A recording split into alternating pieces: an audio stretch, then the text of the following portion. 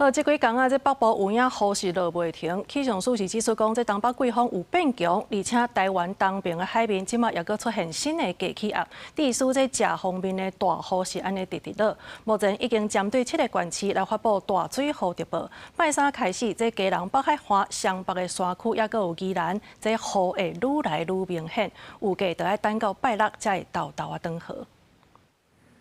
基隆县大同乡因为连续几日的透风落雨，有土石崩塌，北部有一寡所在嘛出现灾情。气象署指出，虽然风神风台强盘效应已经无啊，不过因为东北季风增强，加上台湾东边海面出现新的低压，气象署提醒讲，自拜三开始，大台北地区、基隆、花莲的雨势会继续增强，愈暗雨会愈大。 迎风面的话，就会主要是以宜兰为主，可能在平地、山区，今天白天之后的降雨都有机会比昨天要来的再多一些。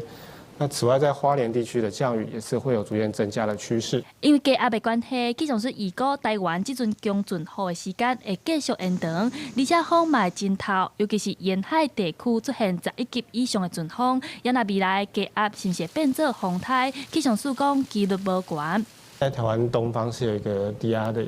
情形，那它的一个强度部分的话，的确是有机会在增强的一个趋势，有可能增强到热带性低气压。那至于会不会再进一步增强到轻度台风这个部分，是可以再做观察的，可能几率上相对会低一些。另外，气象署嘛提醒，未来一礼拜受到北平冷高压影响，各地气温拢会较凉冷。北部、东北部气温伫22度至31度，中南部伫23度至32度。尤其是北部地区要特别注意，早暗可能无到20度，提醒民众衫要加穿挂。记者陈亚轩、林旭凯台北报道。